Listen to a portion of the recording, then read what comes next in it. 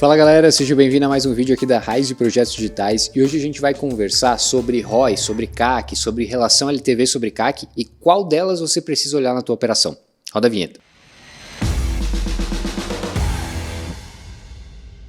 Quando a gente está pensando em metrificar a eficiência, a eficácia de uma campanha, a gente precisa entender qual que é o principal KPI para a gente diagnosticar o que está funcionando nela. E aí a gente precisa separar isso em duas categorias. Existem os produtos, serviços, as soluções de MRR, que são aquelas soluções onde você vende e você recebe mensalmente uma mensalidade, e existem aquelas em que você recebe de uma vez só. Como assim de uma vez só? Você vai vender um produto, por exemplo, a pessoa compra um produto, leva para casa, ela não vai comprar de novo, a não ser que ela precise ter mais uma aquisição de algum produto seu. Quando a gente está falando dessa relação onde a gente tem um custo único, né? A pessoa vai ali, compra e ela não recebe uma recorrência a partir disso, normalmente a gente vai olhar para ou ROI ou ROAS dentro de uma campanha, né? ROAS é o retorno sobre os teus anúncios, né?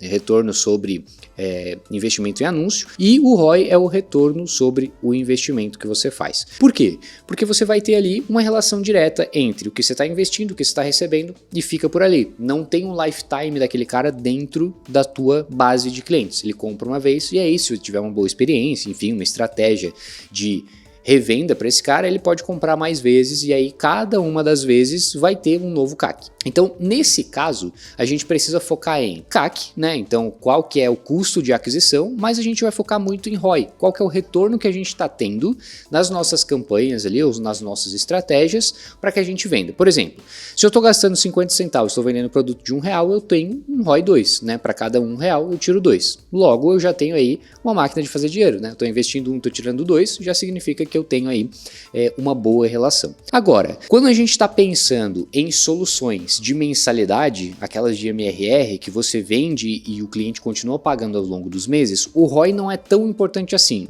Por quê? Porque se você for calcular diretamente o retorno no primeiro mês, né? Então quanto que você gastou para ter aquele cliente e quanto ele te pagou logo no primeiro mês, normalmente não vai fechar a conta, né? Então, por exemplo, custo de aquisição de R$1.000, né? Então você pagou para ter um cliente, você pagou R$1.000 para que aquele cliente entrasse na tua base. Só que você vende para ele uma solução de recorrência. E essa recorrência custa, sei lá, R$300 no mês, mas você sabe que o LT, né, o lifetime desse cliente dentro da tua base é de 5 meses.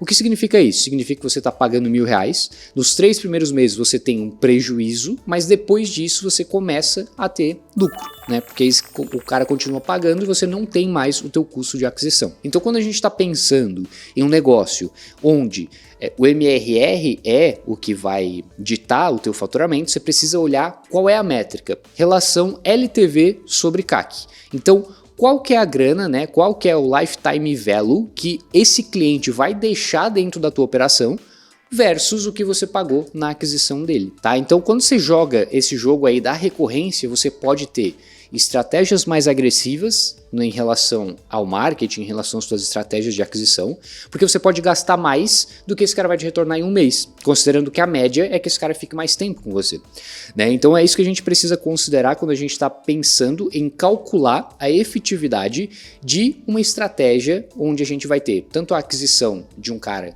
visando MRR quanto um produto único. Independente se você tem uma solução recorrente ou uma solução única, você precisa ter outras estratégias para aumentar o teu faturamento nesse cara que você já tem, né? Tanto para aquisição de leads quanto aquisição de clientes. Então, uma vez que você já tem clientes, você precisa ter estratégias para aquecer esse cara, né? Já que você já pagou, como estratégias de funil de e-mail, funil de automação para enviar ofertas, para aquecer esse cara via aumento de nível de consciência, via conteúdo, etc. Ou você vai ter ofertas diferentes para aqueles caras que você já captou e não compraram um produto único ainda, né? Então o foco é, uma vez que você teve a aquisição tanto de um lead quanto do cliente, você precisa ter estratégias para que você consiga aumentar esse valor que ele deixa dentro da tua empresa. Especialmente agora, depois da pandemia, onde a gente teve aí uma maturação do mercado em relação ao marketing digital, a gente tem cada vez mais empresas olhando para essas métricas, olhando para o médio e longo prazo e sendo mais agressivas no curto. Então, fazendo ofertas onde vão sair no prejuízo no início, mas vão ganhar muito no lifetime. Então, quando a gente começa a jogar esse jogo do médio e longo prazo, a gente começa a sair da briga da concorrência por preço ali, a gente consegue ter ofertas mais irresistíveis, ofertas mais agressivas e a gente ganha no volume. Para isso, é muito recomendado que você precise do quê? Precisa construir um branding, precisa construir uma marca onde o teu público confie e compre mais de uma vez. Independente se você tem um MRR ali, você tem um produto de recorrência, um serviço de recorrência, esse cara vai entrar uma vez na tua base, vai continuar pagando por muito tempo? Pode ser, mas é sempre importante que você tenha estratégias para tanto aproveitar esse cara para indicar outros que você possa trazer com custo de aquisição menor, quanto para esse cara fazer upsells e cross-sells dentro da tua base, né? Então esse cara vai comprar outros produtos, outras soluções, vai te indicar. Então aproveita a base que você tem para que você possa crescer sem necessariamente depender de mais investimento. E isso vale tanto para MRR quanto para produto único. Porém, para produto único, o teu jogo precisa ser ainda mais estratégico nesse ponto, porque você recebe uma vez só. Então a tua conta ela precisa fechar mais rápido, né? Você precisa garantir que esse cara vai comprar mais vezes de você, ou você precisa garantir que você não vai sair do prejuízo logo de cara, né? O ideal é que você construa uma marca, construa confiança nessas pessoas, né? No teu público-alvo ali, nos seus clientes, e eles continuem comprando de você. Aí você vai